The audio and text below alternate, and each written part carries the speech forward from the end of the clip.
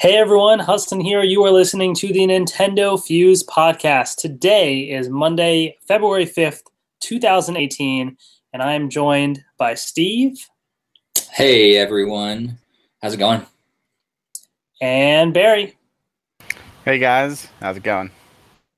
Unfortunately, Greg won't be able to make it this week, but I think his wife isn't feeling well, so I hope she feels better.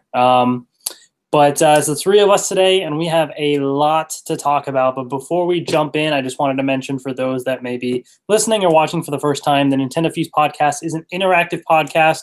We like to have the community involved, and so there's multiple ways that you can do so. We are live on TalkShoe right now, recording the audio, and then the podcast gets put up on iTunes to listen to later.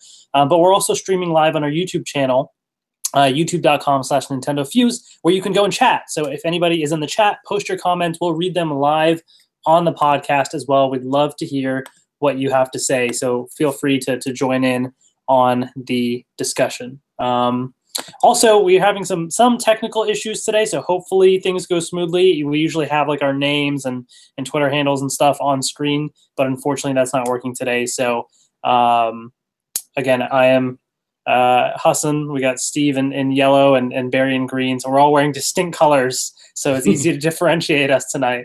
Totally not on purpose, not. But yeah. and the little thingy at the bottom should, I think, if they see all our little thumbnails, I think it does switch over. Unfortunately, though, mine is listed as NintendoFuse, so they'll just refer to me as the whole thing. Your Hassan and Blake or Barry is Hawk, so that doesn't really apply to anyone except for Hassan, so I don't know.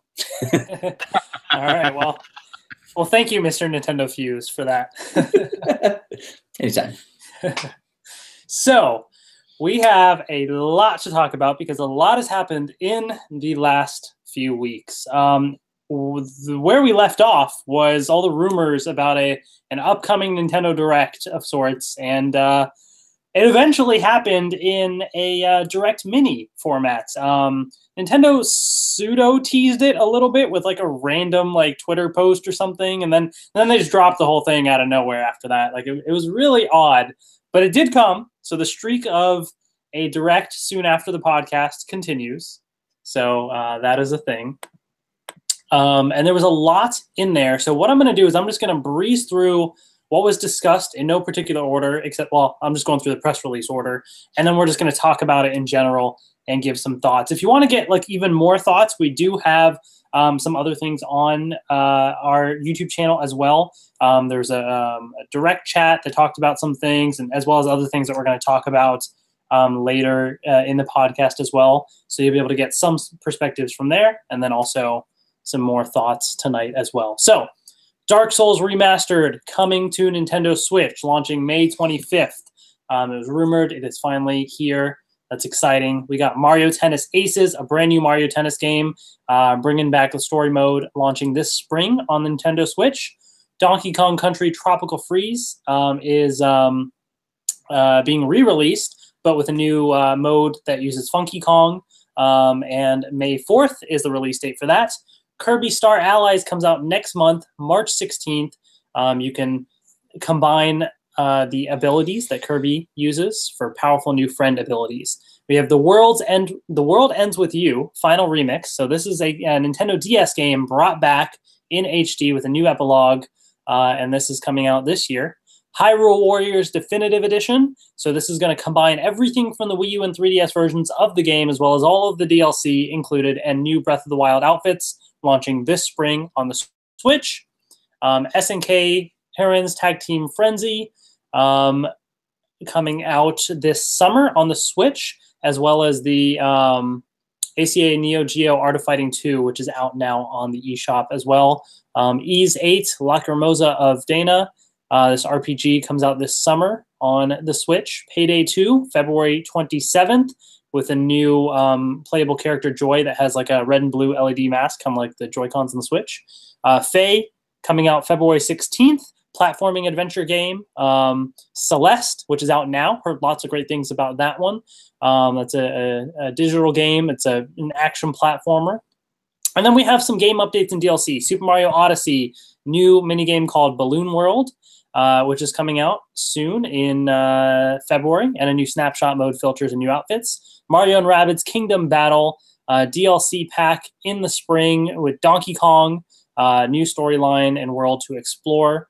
And then Pokken Tournament DX Battle Pack. So there's 2 waves of new battle Pokemon and avatar items featuring Aegislash and Blastoise, and new support Pokemon Mega Rayquaza and Mimikyu, and new Encelebi.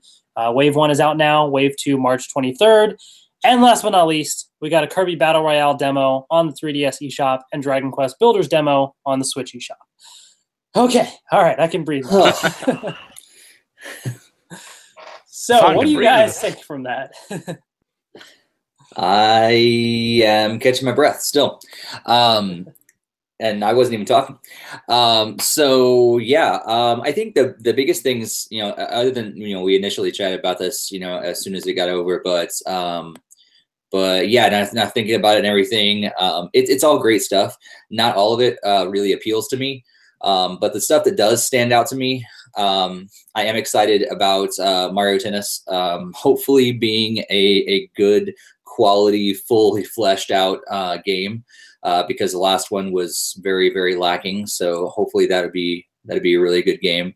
I've heard so many good things about Dark Souls. I'll see if the Switch version, if I'll actually give it a shot or not. But I've heard so many good things about it, so it is very tempting to me. But Donkey Kong Country Tropical Freeze, man, it's a great game, but unfortunately, it just hit at a wrong time in my Wii U playing, where I actually didn't fully play through all of it. So it's a great game. I probably won't double dip in this because I can just fire up my Wii U and be able to play the same game.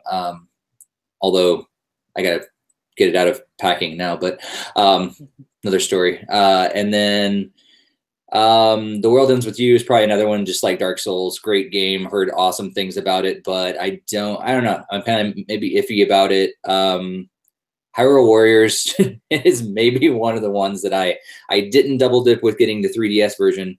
But man, the Wii U version was great, and to have all that stuff on the Switch and ready to go to take it on the go is very tempting. So it might be one of the ones that I do repurchase. Just because I enjoyed the first one so much, and be able to take it on the go is very, very tempting. A lot of the other stuff sounds cool. Celeste, man, I've been back and forth about Celeste. Like one day I'll think about buying it, and I'm like, then I'll change my mind and I'll save my money. And then, so I imagine it's probably going to be one of those that down the line I'll eventually give in and get. But right now I'm trying to save some money.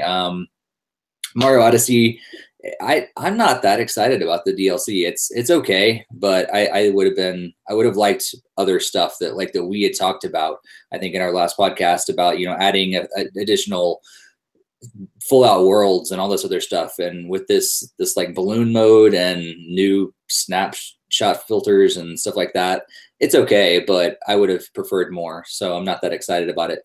And yeah, that's pretty much all the stuff that I'm really excited about, or at least thinking about getting. So yeah, I don't know. Maybe Barry. Well, the majority of my feelings are in the direct chat on our YouTube, but I will go through briefly. I'm excited for most of the stuff. Just in general, I think it's good content. For me, the highlights are definitely Hyrule Warriors, which is something I enjoyed in the Wii U. I got the 3DS version with the intent to open it up, put the characters on Wii U, play through the stuff, and then I never got to.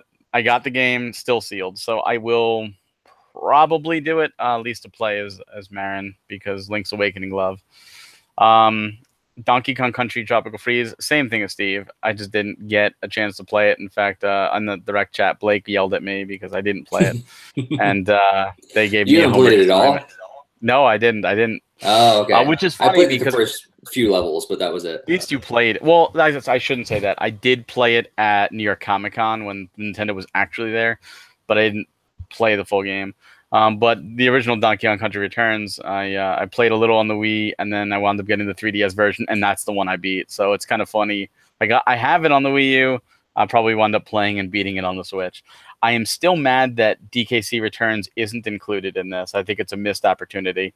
They should have done a double pack. There's no excuse at this point.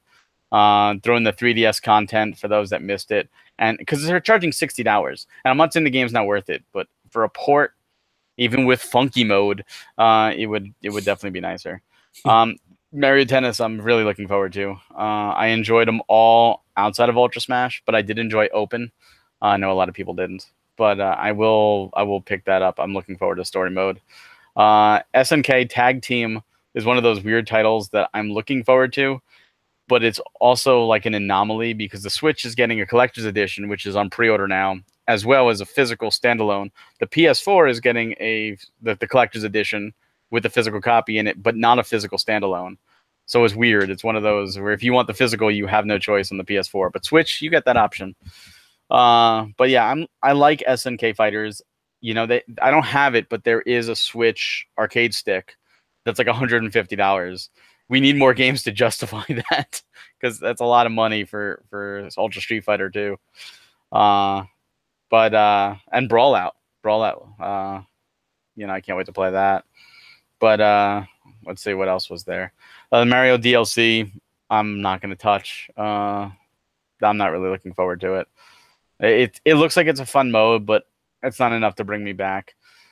The other ports, you know, what was it? Dark Souls. I did Dark Souls. I'm going to be picking it up to support the developer. I'm glad it's only $40 because that's great. I am interested to see how the online works with that for Nintendo because, you know, there's a very big online component to that game. So hopefully it works for the Switch. And yeah, and The World Ends With You is a must. Like, people support that game. We want A World Ends With You too. That if you've never played the DS original, you need to play this game. It is awesome, and I will definitely be playing through it a second time because it's just that good of a game. And it's been 10 years, so it's like a brand new game in a sense. Nice. So in the chat, I want to give a shout out to Steve Desmarais, who's a regular listener. So what's up, Steve? We got Pop27 in there as well. So hello. Steve mentioned, I said, I think the Balloon World may just be to keep kids in the game and to supplement for upcoming better DLC. That's certainly, you know, a potential. So it is basically just an update to the game. So everybody that does have the game, you know, will get this feature.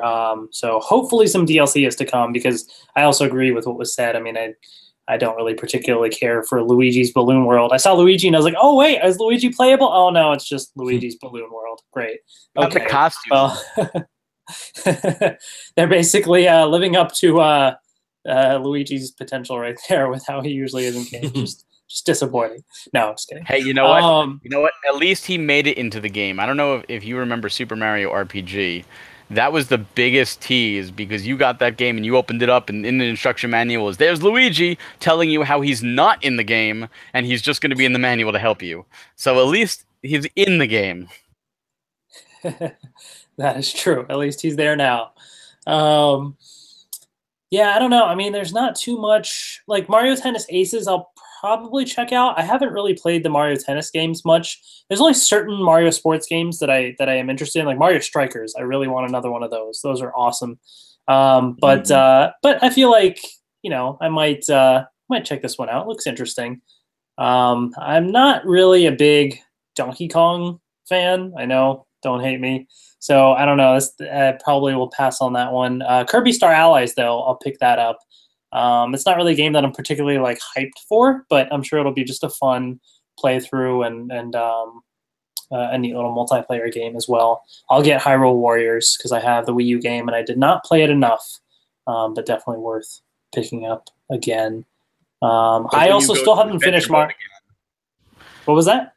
Will you go through adventure mode again? Because that I can't bring myself to do. I didn't get to finish too much of it, so it'll basically be like playing it fresh for the most part. So I think I'll definitely try and play through what I can. That's a hard one. Yeah, we'll see. We'll see how all that goes. I don't say Mario and Rabbids. I still haven't beat the main game, so if I can eventually find the time to do that, then I'll probably pick up the DLC because Mario and Rabbids is awesome. So I definitely want to try and do that. So with that being said, that was the Nintendo Direct Mini. So a bunch of different titles, and that kind of outlined what was happening in the next couple of months, and then a few, other titles throughout this year, that sort of thing. And then one other game that they did not mention in the Direct Mini, but then was announced a little bit later, was Detective Pikachu coming to the West. And this was a little surprising because it was an episodic game. I guess there's sort of 2 episodes. So the first episode has been out in Japan for quite a while, but we never got it.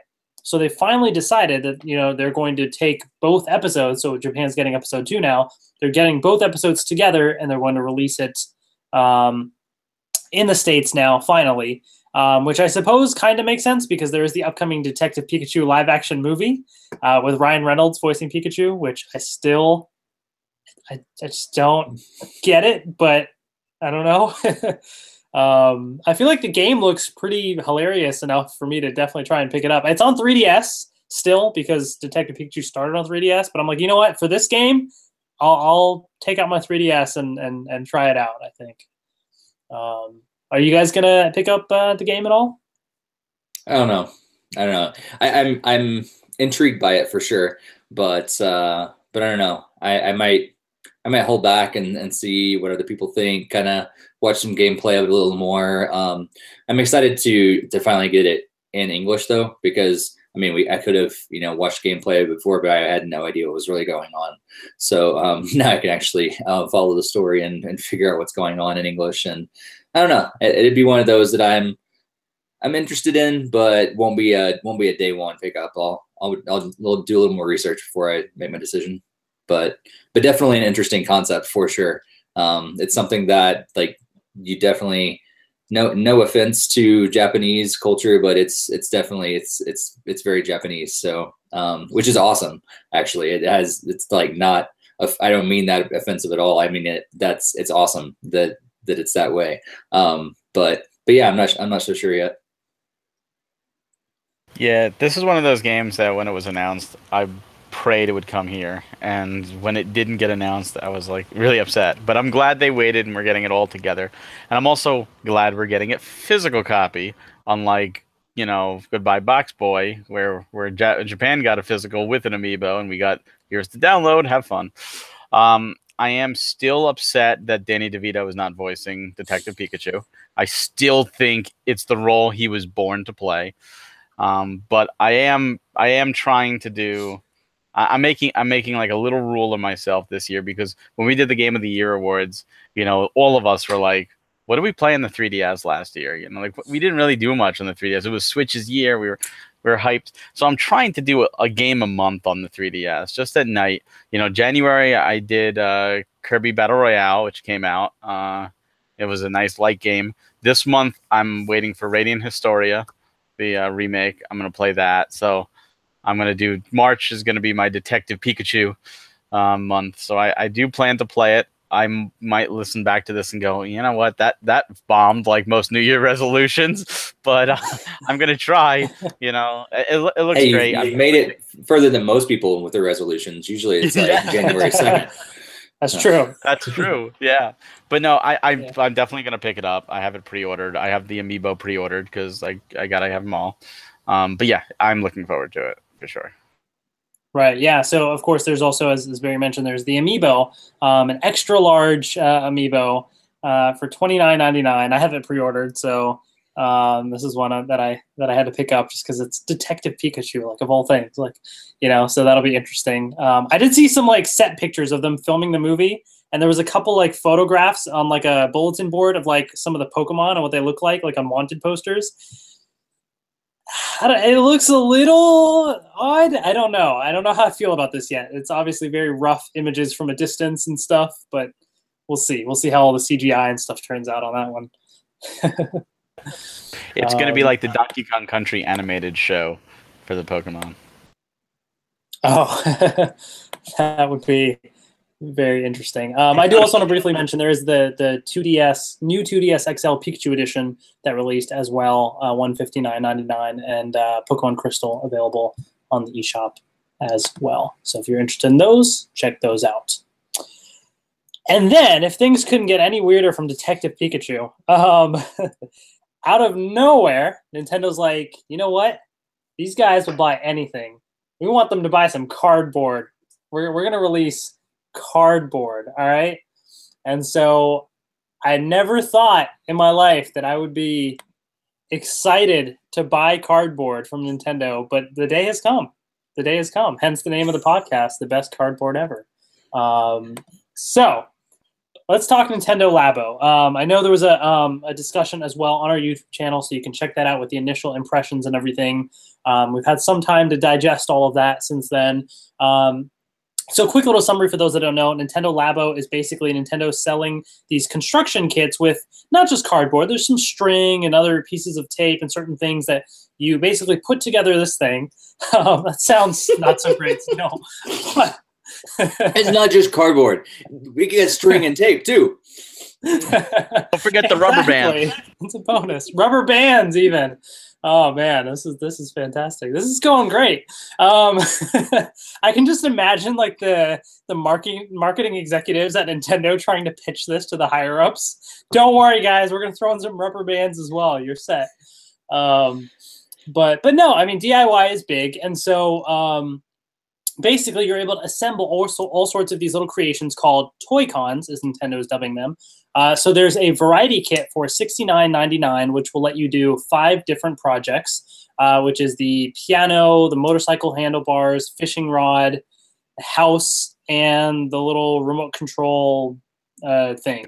I don't know what it is. It's like it looks like a little bug, maybe a car. It's called the RC car, though. It's a car. Okay, it's a car. Yeah, you get 2 of them. It's a car. Oh right, yes, there are 2 of them in there. Yep. And then for $79.99, there's a robot kit basically as well. And so what these things are is you construct it all, and the Joy-Cons have one of the Joy-Cons at least has an IR sensor, and it will pick up on certain movements and things. So for example, on the piano, on the back of the keys, it's got IR tape, and so just by having the Joy-Con inserted in there, it will be able to know which key on this cardboard piano that you've constructed you're pressing, and the switch will play that sound and so on. So really like fancy, crazy technology that they're doing with these cardboard, creations and stuff, which is really interesting. The robot kit has you strapping a giant backpack and everything, and pretty crazy. And for $9.99, you can also get a customization kit with stickers and stuff to decorate your toy cons and everything. But that all releases on April 20th. So first question is, are you guys getting it? Because I have them pre-ordered. I have both kits pre-ordered. Not the $9.99 sticker set or whatever, but I got the 2 kits pre-ordered. What about you guys? I'm not. Yeah, I said this. I think my initial impression of it was it's pretty much the same as it is now. I haven't really changed, even though I've seen more about it and everything. I think it's cool. It's a cool idea. I think especially for kids, like younger kids, and I think the idea of being able to get them into DIY stuff, to get them into like a small level of programming a little bit. I don't know if you're going to talk about this later, but we've now learned that there are some software that's included that you can even create your own stuff within it and everything, and a small level of programming. So that's really cool, I think, to get like this next generation into all that stuff and get them excited and everything about it. So I think all that's really awesome. But it's not for me. Not to mention we talked about on our other chat about where to even put this stuff. After a while, we need a Labo box for all the Labo or something. But like I live in a small apartment, so I don't really want to fill. I don't think even my wife's going to be okay with me filling the whole thing with a bunch of cardboard. As soon as we moved here, we're like, we got to get rid of this cardboard, and I'm going to willingly put more cardboard in the house. So, we probably, I'm probably not going to, but that doesn't necessarily reflect my thoughts about it. I still think it's a cool idea. It's way out of left field, but that's sometimes when Nintendo does the best work, is when they're just, as we said, pun intended, thinking outside the box. And I think it's going to be interesting. I am particularly excited about when people get their hands on these plans and then be able to start thinking of their own ways of making these contraptions and accessories and stuff, and being able to, even for that, like the piano, for instance, having a 3D printed one, not out of cardboard, but using the same plans, making it 3D printed, and now all of a sudden it's a little more better quality. You can buy it on Etsy or whatever else and be able to stick it in there, and that's kind of cool. And someone might actually learn the basics of being able to play the piano through something like that. So I think it really opens up a lot of possibilities, but I won't be buying it myself. Don't feel bad, Hassan. I also have them pre-ordered. Partially because I'm going for a full Switch set, so I kind of need them, but also partially because I'm intrigued. I'm not certain if I'll open them up just yet because of the space. Although I have debated taking, a cardboard box and writing official Labo storage set, for it, just to have you need ready a box to for go. your box. Exactly, but Box. I showed it to my father. My father was like in love with it because he loves creativity stuff. He's an engineer, and my wife is in love with it too. So I might have no choice but to pop it open. After we did our direct chat on it with the initial impressions. I've had some time to think about it, and they had a hands-on exhibit in New York, and I've been reading the impressions, and they've been awesome. They've gotten me more excited about it. Like there's a track editor and the motorcycle thing and all the little programmers you could do. And they also said in a very Lego fashion, you can like take apart some of them and build new things. Like they talked about like an electric guitar you could build. And I'm like, oh, that's pretty cool. Kind of like Lego, you get a kit that's a car and it's like, oh, here's other things you can build, And so I looked at that. I thought that was really, really neat. And you know what? When Wii Sports came out, it was like lightning in a bottle. And they tried it again with Nintendo Land. And they tried it again with 1-2 Switch. And both of those failed. I mean, they're not that the games themselves are bad, but they weren't Wii Sports. This might be the Wii Sports for the Switch. This might be a gangbuster in terms of sales. And especially with what it costs to produce, I can't imagine it being very expensive. The software is the most expensive part. But if they keep these kits coming out, especially come around Christmas time, also they're big, so they will take up retail space, which will get kids looking. Like, I don't know if you've been to like Toys R Us. There used to be aisles for Toys to Life, Skylanders, and Disney Infinity, Lego Dimensions, and Amiibo. And now it's down to pretty much Amiibo, some Lego Dimensions, and they've been clearancing out their Skylanders and Disney Infinity. They need something to put in those spaces for the ones that are staying open. So Labo fits the bill. It's going to be good. But no, I think it's going to sell gangbusters. I think it's going to get into schools. I think the hardcore Uber, I only play first-person shooter games, it's not for them. But from a business standpoint, it's bloody brilliant. It is absolutely brilliant. They are taking paper and turning it into gold. It's a home run for Nintendo. And they stated that they want more peripherals like this, more unique things. So it kind of has me excited for the rest of 2018. I mean, we're only, February 5th. What else does Kimishima have planned? He's got something up his sleeve. Hopefully not at E3. This is not an E3 announcement. That's not the E3 crowd. But hopefully either prior to E3 or post E3 or sometime in the summer, they announce some more cool stuff that's outside the box. I think he'll do well. Right. Yeah, I think actually the way they did it was very smart, where they specifically ahead of time were like, look, this is for kids and kids at heart. Like they kind of like said this is just a separate little video. It wasn't in their direct mini that they did recently. They kind of did it as its own little thing, like, hey, here's what it is. And I think that was very smart. And yeah, I do agree, Barry. I think this will sell really well. I think DIY and Nintendo Switch just feels like it's perfect together. Because I think, like Wii Sports, obviously it was big in demoing the motion controls of Wii and stuff. And so here with Labo, you're demonstrating the fact that you have this console that can be portable and used in such creative and unique ways.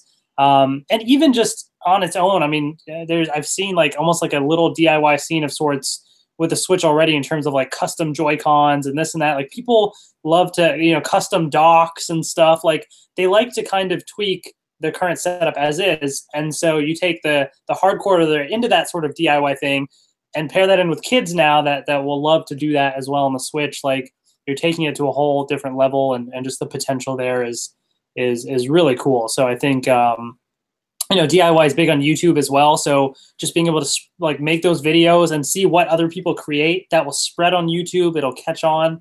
Like I can totally see this becoming a trend, and I think Nintendo, they're really, their marketing team has like been on top of the trends. I think with the Switch especially, like they seem to be picking up on what's going to work. So yeah, we'll see, two how it things goes. I do want to add. One from the hands-on. I know one of the biggest concerns that people have with this is it's cardboard. It's probably going to break. They told the kids and the adults to be as rough as you want with them, mess around with them, play and have fun. And all reports of stability. They had adults playing the robot because they had the robot test out, and like people asked the Nintendo reps, should I pull my punches? And they told them, no, go full blast, like whatever you want. So people were, adults were punching with full force, and it didn't break the string. It didn't break the kit. So if an adult who's purposely punching as hard as they can, it most likely will not break for a kid. And that's good. It speaks well for the quality and the stability of the product that they were confident to say, hey, do it. And all the reports were like, yeah, I tried to break it and I couldn't. So that's good news. The other thing about the DIY, I'd be very upset if there is not a Toy-Con for WarioWare where you have to build something within 5 seconds or you fail and then quickly build something else. Like we need a Labo WarioWare. That would be very interesting, for sure. I mean, Labo really uses the IR sensor a lot, and I think WarioWare, if that came to Switch, I mean, that would be perfect to use for stuff, definitely. Yeah, and I think it's interesting. I've always wanted to know like what else they're going to use that IR sensor for, because I mean, up until now, it really was like what, 1, maybe 2 games and 1-2 Switch. And that's pretty much it. Like that's the only thing I can think of. And so just putting your mouth up to that, like so weird. But I mean, they built it into the system. So part of me knows they have other ideas. Whether we'll see them out or not, I'm not sure. I mean, because there have been other aspects of other systems that have been built in, and all of a sudden it was like used like one time. So, but I'm sure that they have plenty of other ideas out there, and so I'm interested to see what kind of other ways they plan on using the IR sensor, because this is something I never would have expected. And so if they have more ideas like that, things that are just way out of left field or just brand new and creative, like that's really cool, because it brings new life into this video game system that I enjoy. I love playing, all these Mario and Zelda and stuff like that on it, but all of a sudden it makes this video game system much more than a video game system, when they're being very innovative like that. Yeah, absolutely. I want to give a shout out to Jakester, the Knight of Darkness, in the chat. Welcome, Jakester. And Steve Desmarais as well said, he wants to get one to try it out. He was asking which set do we recommend. Looks like in the chat we've suggested Kit 1, since there are multiple items in there, so that definitely makes sense. It is $10 cheaper, and you get multiple different things to play around with. So definitely would recommend the Variety Kit to start off with. And I have a feeling this thing's going to be in a bit of high demand at first. So if you are interested, definitely try and pre-order if you can, just to secure a set. The nice thing about pre-ordering, by the way, is if you have Amazon Prime or Best Buy, the Gamers Club Unlocked, you can get 20% off of these. They do count for video games. So if the price is a little bit iffy, 20% off, it does ease the bill a little bit. Yep, very true, very true. So the next bit of news comes for Fire Emblem Heroes. So they had a Faye channel update for their 1-year anniversary special. So quick little rundown of the announcements. There are daily maps for 25 days starting February 1st with 2 difficulties. You can earn up to 50 orbs. Bonus 50 orbs coming on February 1st. Developer Challenge starting on February 3rd. Daily Grand Hero Battle Revival starting February 8th. Special training maps starting February 8th. Hero Fest starting February 1st with a new 5-star focus category. Tap Battle Illusory Dungeon adds a timing style game with 100 floors. on February 2nd for only 2 weeks. And then at 11 p.m. Pacific time on the day that they released it, the Face Channel update, Ike became a legendary hero. And then a Hero Rises launched on February 1st as a new mode that allows you to vote on the next hero to be released. I personally don't know anything of what I just said. I was just reading what was written up. I have not played Fire Emblem Heroes, so I apologize. But if anybody is interested in Fire Emblem Heroes, hopefully that made sense to you, and hopefully there's something to take away from that. Yeah, that would have been Greg on our team. But. Right, yeah, totally agree. I know Barry plays, but Greg especially loves this game, and that's funny because we were talking before we started, and I wrote up the article and did the live stream or live tweeting and everything of the event. And I really had no idea of what I was hearing because I don't play the game. And so it's like, oh, this is sure. I'm just regurgitating what I heard. By the way, Hassan, I do want to thank you for making those announcements because you're a lot easier to listen to than Faye herself, because that was just painful. I have not watched any of the other updates until this one. And oh my goodness, it was just painful to hear. And so it was great. It was much easier hearing you do the rundown instead. So thanks for that. No problem. I have not actually watched any of those videos myself, but I guess I should probably not. I'll stick with your rundowns. Yeah. Yeah. It's one of the few Nintendo things I didn't even watch. Like the announcement was going on. I'm like, yeah, I'm not even paying. As Steve said, I don't play the game. I played the game when it came out a year ago. I did the story. I had a lot of fun with it. No time to continue. I know Greg has pestered me because he always says, oh, you're on my friends list and you never play. And he'll tell me when something big is going on, like a special gacha, and I'll go in and I'll get the rare gachas. I'm like, is this what I was supposed to get? And he starts cursing me because he can't get them and he plays religiously and I don't play, and I just have them sitting there because there's no trading. So I'm like, okay, well, you just told me to do it. So even with this, he's like, log in for your 50 orbs. I'm like, okay, fine, I'll log in. Not that I'm going to do anything with them, but okay.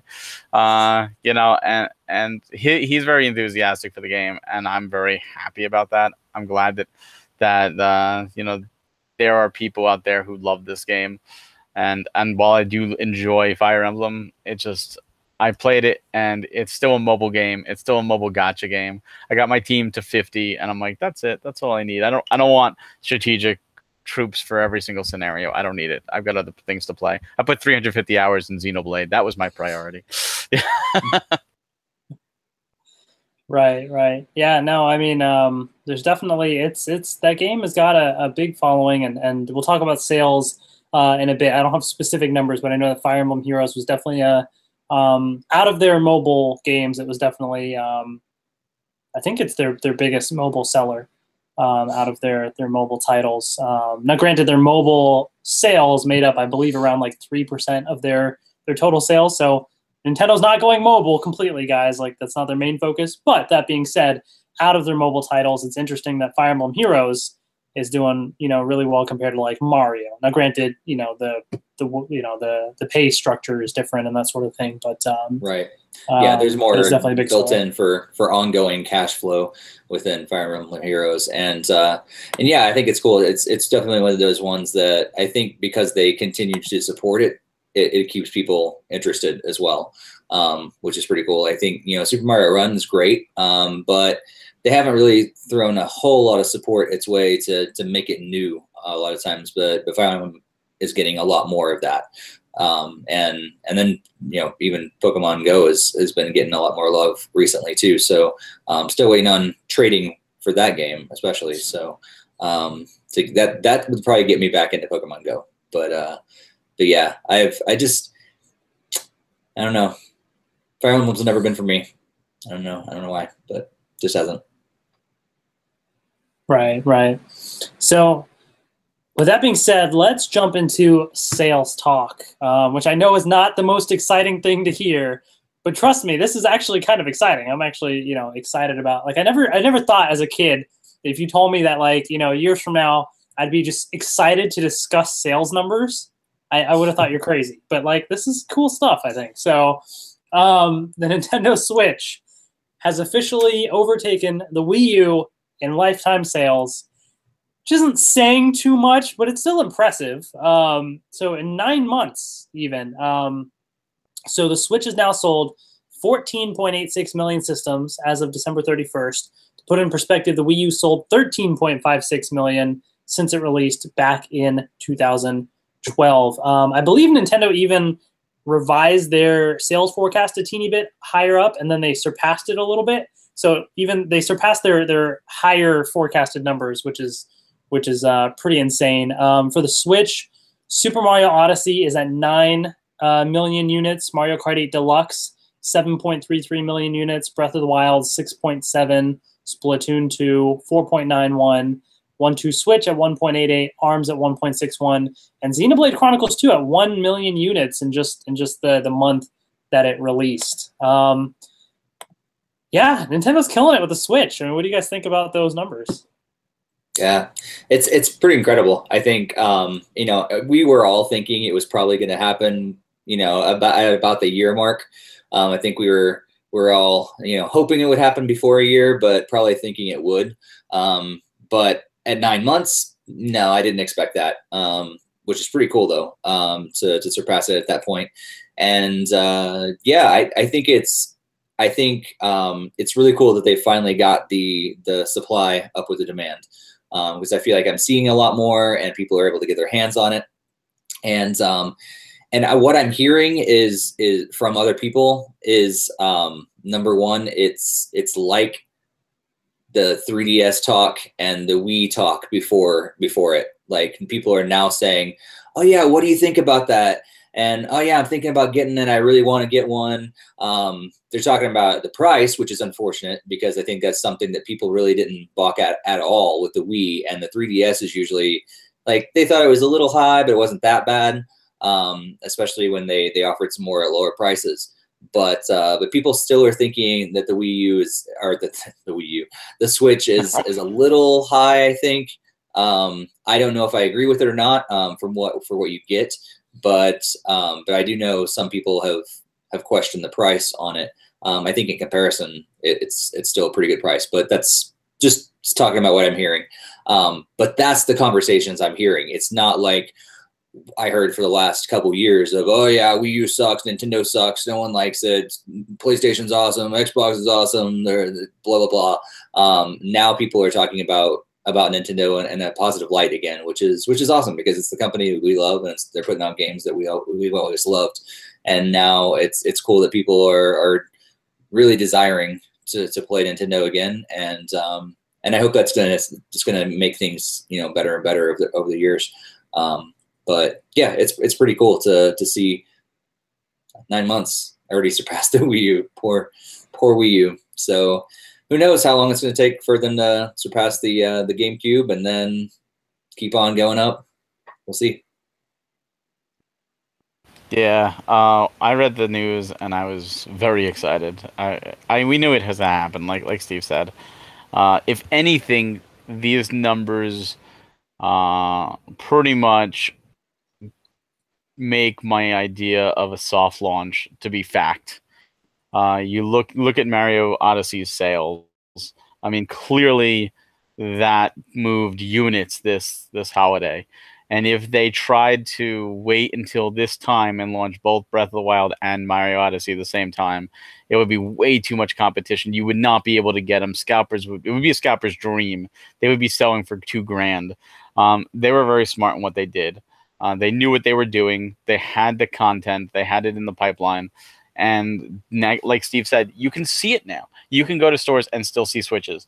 And that is a big deal. Now, with the Wii, it was like 2 years before you could actually find a Wii on store shelves. Like, they were snatched up. But I think Wii was a lightning in the bottle. It really was. And the majority of Wiis, even though the Wii sold 101 million units, which is an insane number. It's Nintendo's best home console, and like number 2 or 3. I think it's number 2 for home console sales, behind the PS2. But, and here's the big but: the attach rate for Wii's was like something stupid. It was like 1.2 or 2.3 or something like that. Like, it was abysmal. The majority of those Wii's had Wii Sports and Wii Play, because Wii Play gave you the free controller. So people bought that, and like that was it. That's all people bought, like the majority, and that was the problem. The Switch attach rate is the exact opposite. Developers are coming out saying Switch versions are selling the best. You know, Super Meat Boy, you know, Team Meat said, oh, it almost matched 360 launch numbers in 2010. Celeste just came out, and they said the Switch version is by far, you know, ahead of the others, and that's what we're seeing. So we're seeing a much higher attach rate, which isn't in the article, and I think that's a very important factor to consider. If they can keep these numbers up and the attach rate up, that will be a big boon for third parties, because now it'll be like, well, that's why they stopped even on the Wii. It was like, well, why should we make it? It's not selling. That's what happened with the Wii U. Remember, the Wii U launched with Call of Duty. They had 2 Call of Duties. They had 2 Assassin's Creeds. You know, 2 Batman.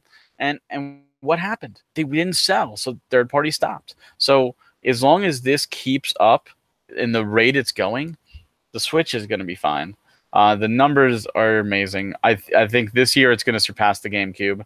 I wouldn't be surprised by next year if it surpassed the N64. You know, it will. I think it will definitely surpass the NES, the SNES.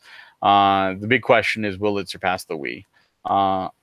I think it'll surpass the 3DS. I don't know if it'll hit the Wii numbers. As for the other system, about the price Steve mentioned, I don't think people complained about the Wii price, especially considering most likely the only way to get it was a scalper, and it was like 8 times the price. So yeah, they were pretty happy with the retail. They were really happy with the retail price for sure. 3DS was the exact opposite. People hated that price. That price was abysmal. That price was so bad that they had to drop it within 6 months by $70 and take a loss for the first time on hardware. So they almost learned their lesson. I think the Switch could be $250, or if they wanted to keep it $300, I think they should pack in 1-2 Switch.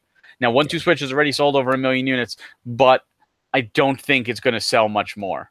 I think it's a novelty piece. Pack it in there, get it in more houses, use it as a tech demo, which they should have done from the beginning. And I think 300 with 1-2 Switch is a lot easier to swallow for most people than 300 without a game, because you can't do anything. You need a game to play. Yeah, I think even I don't know if they break these numbers out, and they probably don't for public, but just to be able to look in and see like which packages are actually selling better, because my guess is, and I really have nothing to base this, is there's totally anecdotal that I think the pack-in titles are probably selling better than the standalone ones, because I think you get a better deal than buying one and then buying the game. So you're going to get the cheaper deal in the end. And like the Mario Brothers one, or the Super Mario Odyssey one, or the Splatoon one, or whatever. My guess is those are probably selling better. And so, yeah, I totally agree. Like let's throw this year, throw 1-2 Switch in there, make it even, more enticing for people to pick up. And then you're going to get some people that have been on the edge and not so sure about it. That's going to push them over, because all of a sudden they're like, okay, I get a game thrown in, I'll go ahead and make that purchase. You know what they could do, even if you remember when they first showed off the Switch, they showed off 2 games. The very first 2 games they ever showed off were paired together, and they were almost like the Blue Ocean games. And that was 1-2 Switch was one of them, and ARMS was the other one. Pack them both in at 300. They said no more new ARMS content, so they don't need to satisfy the current players. The current players are already done. I don't know how many new players are going to be attracted to ARMS, but ARMS is unique with the motion control, as well as, getting some online and getting an online game. You pack both of those games in at 300, though, easy pill to swallow. Plus, it'll help the ARMS community. It might get other people into online gaming that will move to Splatoon 2 or Rocket League or something like that. Yeah. Right. Yeah, there's definitely a lot of potential choices that they can do with it to keep the momentum going. And like you said, Barry, the attach rate is pretty impressive. Just looking at a lot of these games, even something like Splatoon 2, about 5 million units, considering the Switch has sold for like 15 million. Basically, 1 in 3 Switch owners has Splatoon 2. Like that franchise, ever since it debuted, like has now become a major Nintendo franchise, which is insane to see, something like that sell so well. I mean, I absolutely love Splatoon 2, and it definitely deserves that. But I mean, it's so cool to see that Mario Kart 8 Deluxe, a re-release from Wii U, has sold 7.33 million units. Now, granted, not as many people may have gotten the Wii U, but still, like, that's insane to me. But Just the look at amount the of Wii sales U that it's numbers doing. for Mario Kart 8, and it's even more amazing. Mhm. Like look at if you're looking at the article that we posted, the Wii U numbers are there too. Look at what Mario Kart 8 did on the Wii U, and then compare it to what it's done on the Switch in such a short time, and it's amazing. Mhm. Like it does like 8 million on the Wii U and Yeah. 7 point Yeah. something on the Yeah, Switch. it almost matched it, and I guarantee, like, over time, it's going to surpass it, because that's a game, especially until they put out their next one, it's just going to keep having life, because it's Mario Kart, it's the newest Mario Kart, and I think it's one of the games that a lot of people will eventually pick up for their Switch, because it's Mario Kart. Why not? And it's a great version of Mario Kart, and now it's got all the DLC and everything else packed into it. Right. Absolutely. And then also a couple other things that that we didn't really talk about yet. The 3DS is still selling pretty decently as well. So in terms of hardware, I don't think I have a hardware number right like immediately in front of me. I can get you a number Yeah. quickly. Give me 1 second. I'll get you a number. So just in the meantime, sales numbers: Mario Kart 7 has sold 16.76 million units total. It up 0.81 million units recently. So, I mean, this thing is still trekking along. Pokemon is 3DS obviously major. The 3DS has sold 71.99 million units hardware and 360.5 million units of software total. Yeah, I mean, the 3DS is a juggernaut as well, and I think the price point, and especially with the 2DS and everything having those cheap price points. This right here, this was a like genius decision on their behalf, to be able to create the same thing that this is, but a lot cheaper, and they're not focusing on 3D anymore anyhow.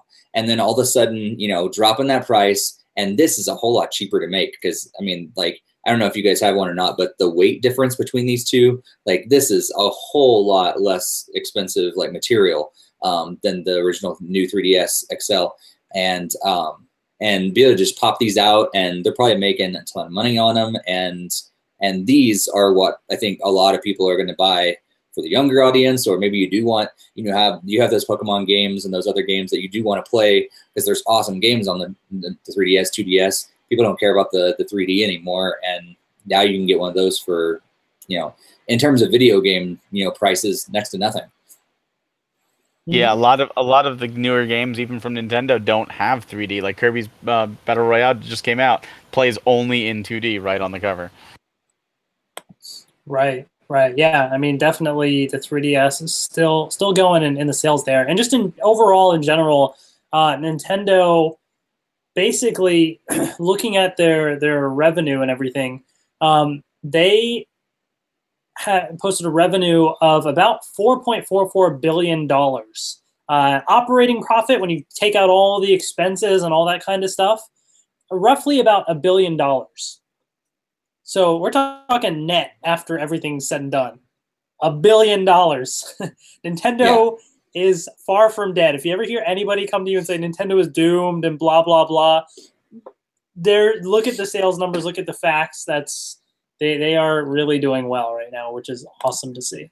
Yeah. Remember a couple of years ago, I think we were talking about, in the middle of where, Wii U was kind of like going down, and we're like, oh no, what's going to really happen? But one of the things we talked about was that, Nintendo has a ton of money in the bank because of all the success that they've had with the DS, the Wii, the 3DS over the years. So they have a lot of money in the bank, and they could really tank over the next, like, I think we even calculated like 7-8 years, something like that, just horrible sales, and they'd still be okay as a company. But that didn't happen. It only happened for a couple years. It wasn't horrible. It was bad, but it wasn't horrible. And now they're back on the rise again. They're far from dead. Right. Absolutely. And so, speaking of Nintendo being far from dead, right? Like, they had to go up to their investors, tell them all this great news and stuff. And then they basically said, you know what? These are some things that we got coming for you very soon. So they kind of dropped some stuff. They almost had like a mini little like Twitter direct of sorts. It was like a couple tweets here and there. It's like, oh, okay, Nintendo. All right. dropping some announcements right here. So it was an investor briefing that happened. And so basically 3 main items that they sort of announced. The first being Nintendo Switch Online. We all know it was delayed, right? So we finally have a date that the Nintendo Switch Online service is going to launch, and that is, or at least a month, and that is September. So Nintendo Switch Online launches September 2018. I'm just going to talk about these 3 announcements together, and then we'll discuss it all. Then they said their next mobile game, right, because Animal Crossing Pocket Camp is out now. We didn't know what's coming next beyond a supposed Zelda mobile game at some point. I don't know if it's rumored or confirmed or what, but basically they said, you know what, Mario Kart Tour coming fiscal year ending March 2019. Very businessy in terms of the release date as well, but Mario Kart Tour coming to mobile. And confirming a rumor that was going around as well, Nintendo and Illumination are partnering on a movie co-starring Mario, an animated movie co-produced by Shigeru Miyamoto and Chris Meledandri, who's from either Illumination or Universal or something of the sort. But yeah, animated Mario movie, you know, is officially confirmed now. What do you guys think about all this stuff? Well, I'm going to push, I think the full launch of Switch is really coming this fall instead. I'm at the point where I'm really wondering what this Nintendo Online service is really going to bring us. Because the Switch, you know, being out 9 months, I don't know. I think this is waiting too long. And I think because of what it's done to my mind, because I'm already looking past it. I'm like, I don't need it. Like, if it's going to probably require me to have it to play other people online, that's going to stink. It's going to get my money. But that's the only thing that I'm really even looking forward to, because I know nothing else about what it's really going to offer, because we've had a sneak peek of what the chat is going to be like, and it's awful. With Splatoon 2. And so I'm already, you know, we've already looked at, you know, Skype and Discord and all this other stuff, ways to work around that. And so when it's already using our phone, something we already have. And so like, we don't need the Nintendo Online app because I've got, you know, Skype and Discord and all this other stuff. And so, and then really we have no clue what this you know, virtual console or whatever it is going to be. And so that's just kind of leaving me really just kind of questioning what the purpose of this online service is really going to be. Because right now I have an okay time in its free version playing people online in Rocket League. I hardly have any, you know, lag or anything like that. And there's other games and stuff that I've played online, and it works well. It does what it's supposed to be doing. Yeah, I'm not able to connect with my friends as well as I would like to, but I think part of that is just the developers not working stuff in like they should, because those games have been patched later on. So I'm really questioning at this point, like, what's the purpose? Like, what they're going to really need to wow me at this point with that online service to make me excited about it. I'm definitely going to pay for it because I'm going to want to play games online. And it's only $20 a year, so that's not that big of a deal, but I'm not excited about it. Mario Kart on my phone, I am excited about, because it's Mario Kart on my phone. And so that's going to be really cool. I'm wondering how fully fledged it's going to be. It's interesting because I think it's one of their properties that I really didn't expect them to do.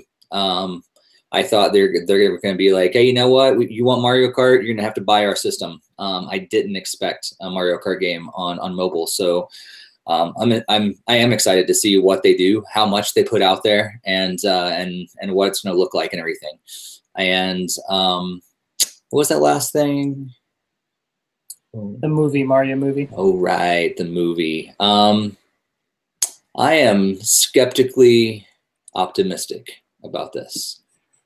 If that makes any sense. Like, that's an oxymoron. Yeah, I think Illumination, Universal put out some pretty good movies. It makes sense with this whole partnership with like Universal Studios and all that stuff.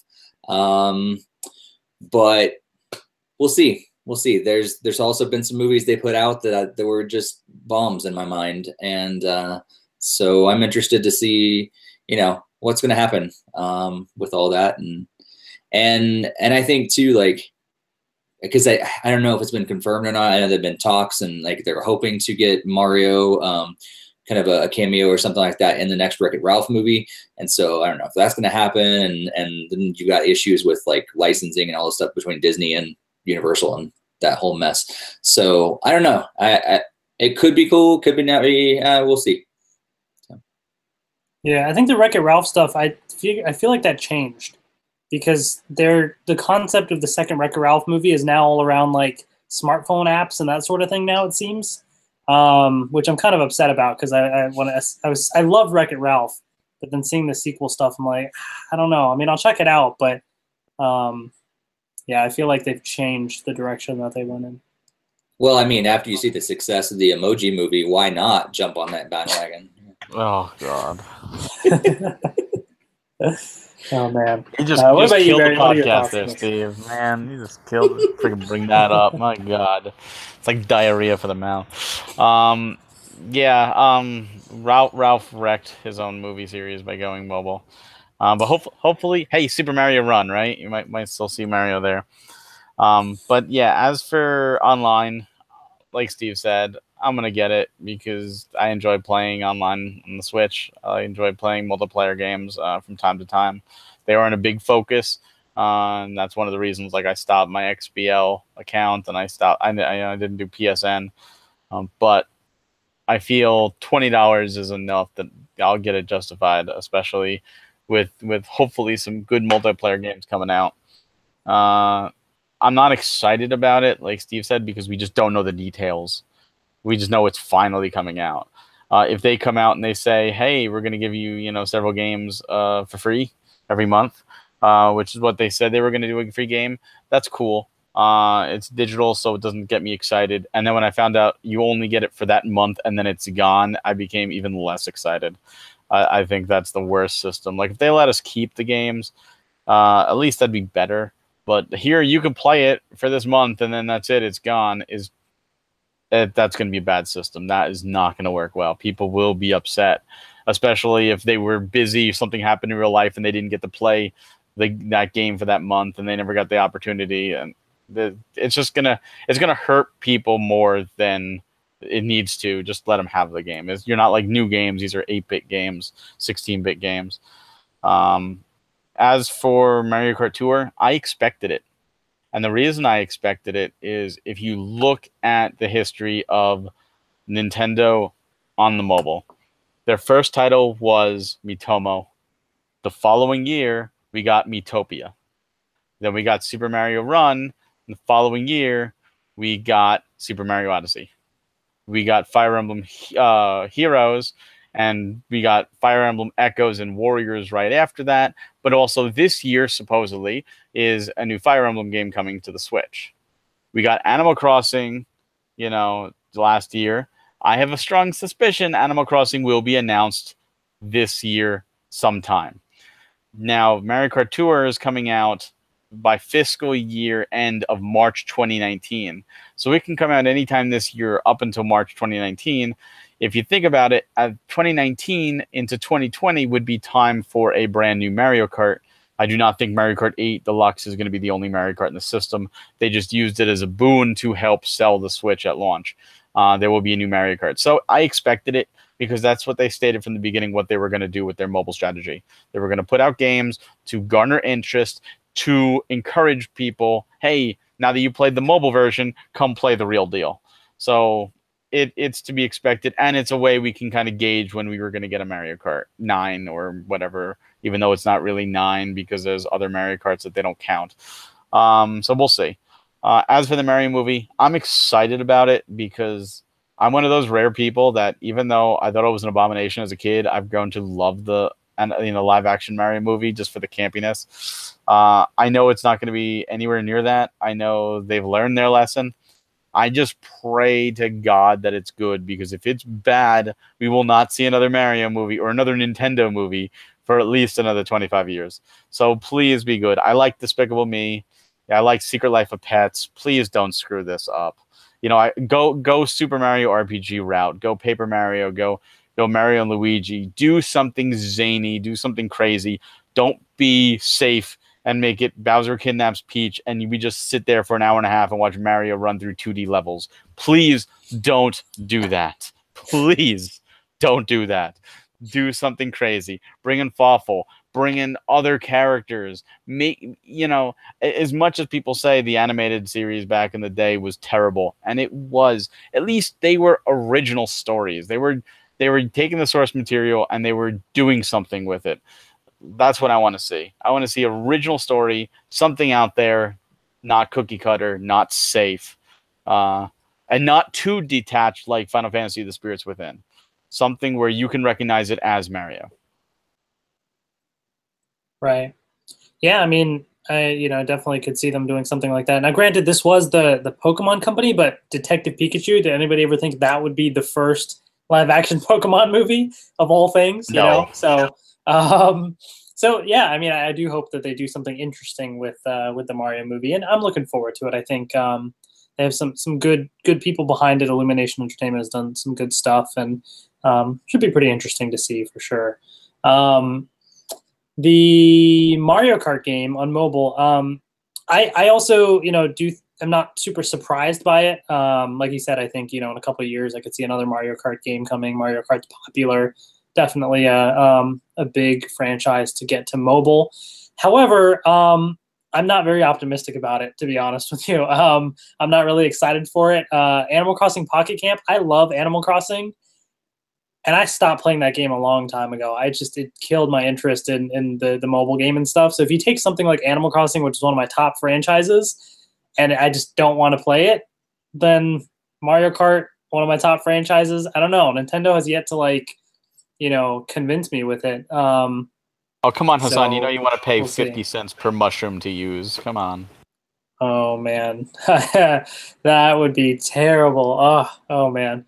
Yeah, I just, I don't know how it's going to control. Is it going to be tilt screen, tilt controls, touch screen? I mean, we'll have to wait and see how it all goes. I mean, I'll of course try it out. Absolutely, I love Mario Kart. I'm just not very optimistic right now, but we'll see. We'll see how it turns out.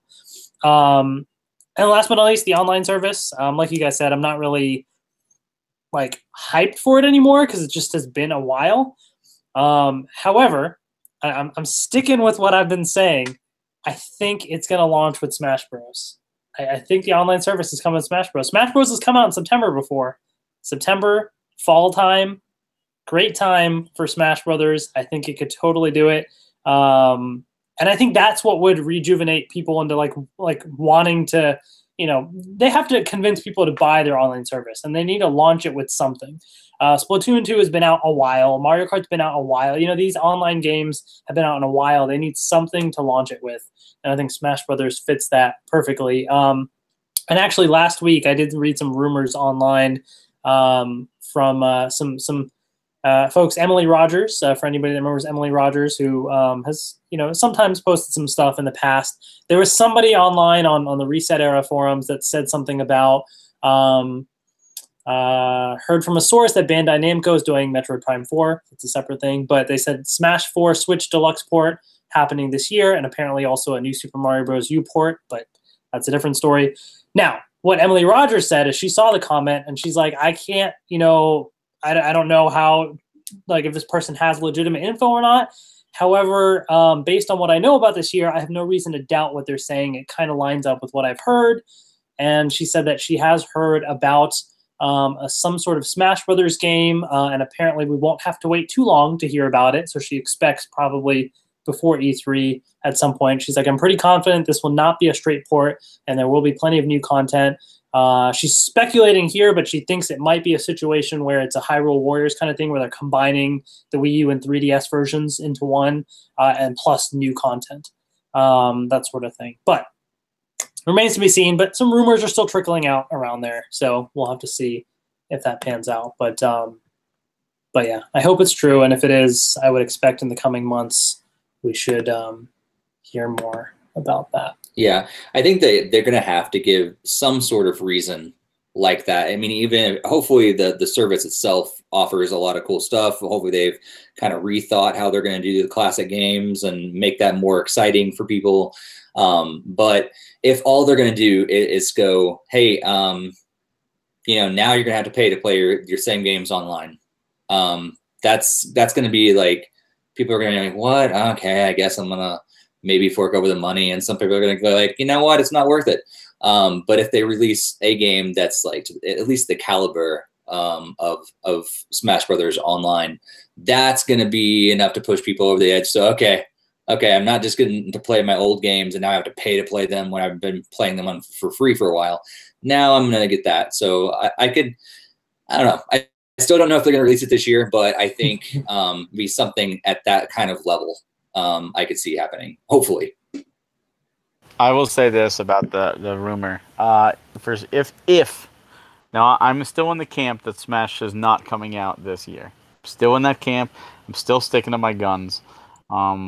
But if Smash does come this year, it at bare minimum has to be all Smash 4 Wii U content, including DLC, with all Smash 3DS content, including DLC, put together, including Smash Run and Smash Tour, and every stage that was in the 3DS, as well as every stage in the Wii U.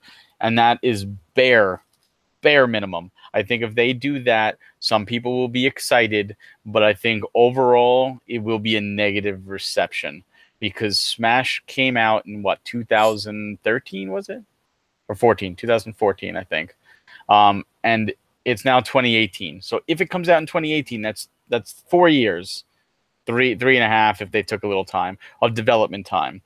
They had to been able to work out some new characters, some new stages. You know, if the Ice Climbers don't come back, if the all veterans should come back, Wolf should come back, Youngling should come back. If they don't bring out new characters like Inklings are almost a shoo-in. You can easily get an ARMS character. You can get Rex from Xenoblade Chronicles 2 to go with Shulk. You can get a bunch of new characters, and they need it. And new third-party characters. Super Bomberman R was a launch title. Get Bomberman on there. You know, stuff like that. Get another Final Fantasy character. Get another Street Fighter character if you want, since Ultra Street Fighter 2 did so well. A Monster Hunter character.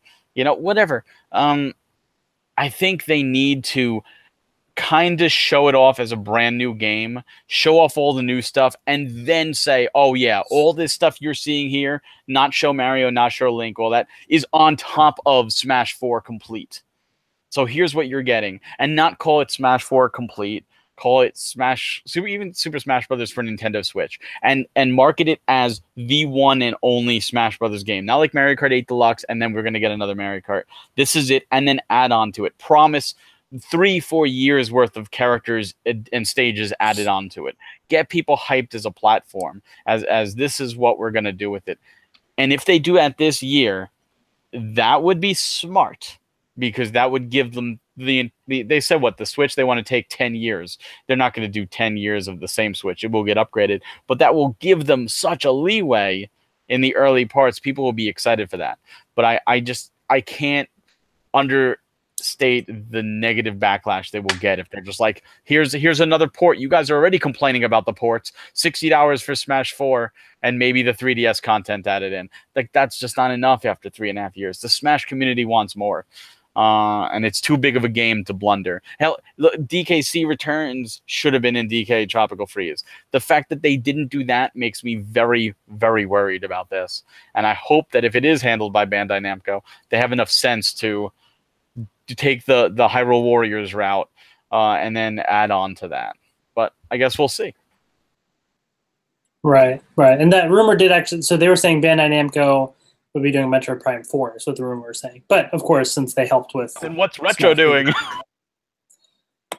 I don't know what's happening anymore with some of these, but we'll have to... Retro is in charge of Labo. Oh, no. No. Oh, that's like a Rare thing. Microsoft buys Rare and puts them in charge of Connect games, you know? So in the chat, I just want to give a shout out to Greg who popped into the chat as well.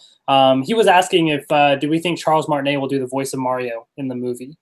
Like, do you think Mario is going to like talk full sentences, or because like they did a Minions movie and the Minions themselves, they don't really talk much, but other characters did. So I could see them do something where Mario only says a few lines. But if he did talk, I mean, I feel like Charles Martinet has to do the voice, right? Like he is Mario. Yeah. I'd be really shocked if they because this is a Nintendo initiated movie. I'd be so shocked if they went with someone else, because like that he is Mario. Like he is, especially over the last several years, he has fully taken on that role. Like to the point where he goes to events like as Mario. If you follow him on Instagram, he's doing like Mario all the time. He's like, they have fully given that to him. And if anybody else does it, it's gonna seem weird in my mind. I feel like I can't ignore the fact that like I feel like Nintendo would think that as well. So I'd be really shocked if they went with anybody else, unless like he was sick and like he was not doing too well, and then they're gonna like think about changing hands altogether. But the guy's still doing well, and as far as I know, he's still in good health. So why not? But see, will they do like they added voice acting into Breath of the Wild, and how did they handle it with Link? Because he was still silent outside of some grunts. So what about Mario's Mario? talked before though. Yeah. Well, Mario's talked a lot of times, but will they make him actually speak full sentences, or will they do like the Mario and Luigi thing where he, oh, what happened, Mario? And he's like, blah, blah, blah, blah, blah, blah, with like the hand motions and like, oh, okay, cool, like, and all you hear is that, whoa, as he jumps or something. Yeah, I don't know. I feel like that's not going to be fun for me. I'm just going to say that. Like, I wouldn't be excited to watch that movie. And so I for my own personal enjoyment, I hope he talks, and I hope it's Charles Martinet doing the voice.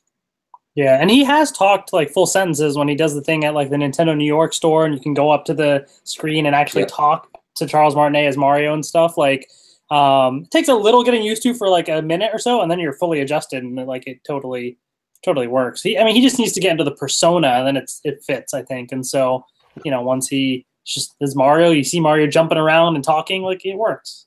It happens. What's also nice is he's the voice of Luigi, Wario, Waluigi. So one voice actor gets like a whole bunch of characters done for you. Go. Nintendo's saving so much money right there. Oh man. But yeah, no, I could definitely see them doing that. I can just see the credits of the movie starring Mario, Charles Martinet, Luigi, Charles Martinet. He just is like almost every character. What if they just had him do the entire cast? It's just him. Oh God.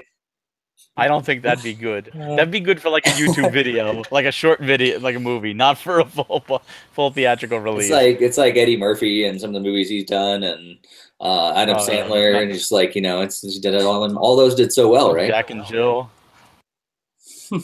Well, they did have other people at least in those movies. I think Nutty Professor, Eddie Murphy did a lot, but I don't know if. I don't want to hear Charles Martinet as Princess Peach or as Toad or as Bowser. Like, I just don't want to do that. That is true. And will the Koopa Kids be there? Could you imagine him voicing each of the Koopa Kids? I mean, and Bowser Jr. at the same time? Like, no. That's nightmare fuel right there. Yeah, well, it'll be interesting to see how all of that unfolds. But yeah, Nintendo's kicked off the year really well. Great sales to end 2017. Some good announcements to kick off 2018, and hopefully we'll see what else is coming in the upcoming months. Very exciting times ahead for Nintendo fans. And that pretty much wraps up this week's podcast. Just a quick little announcement in terms of the schedule of the podcast. So typically we do these the first Monday of every month at 9 p.m. Eastern.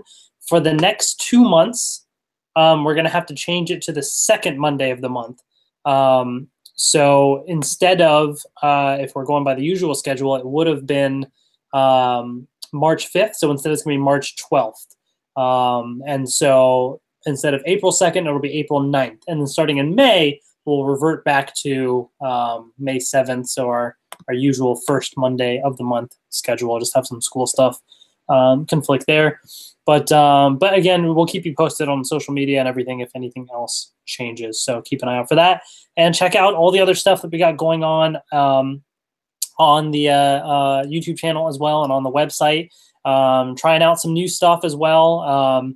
I forget the exact term what we used, but we did like a recap, a news recap, right? Was there on the YouTube channel recently? So yep. So definitely. Yeah, Barry kind of did a quick rundown. There was a lot of news there, so we would love to hear what you think about that. If it's something that you enjoy, let us know.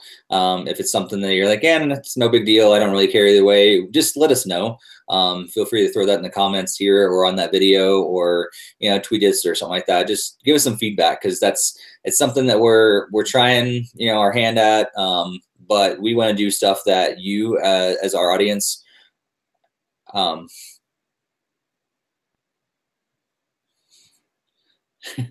that's weird.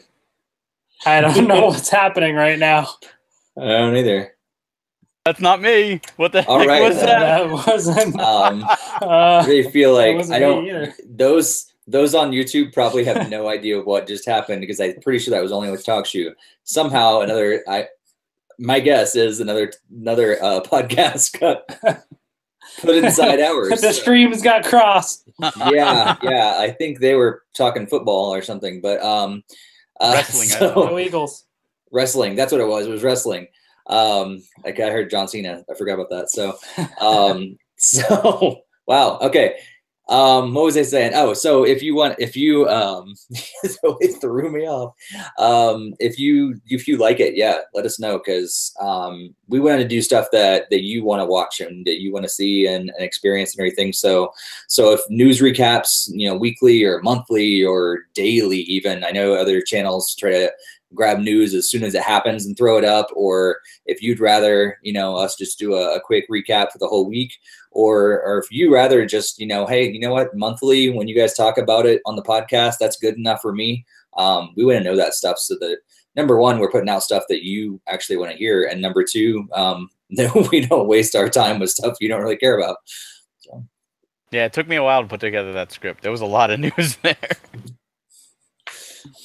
Yeah, it was a long time. Let us know. We'd love to get your feedback on everything for sure, because NintendoFuse is all about the community, and so we wanna definitely see what you guys think.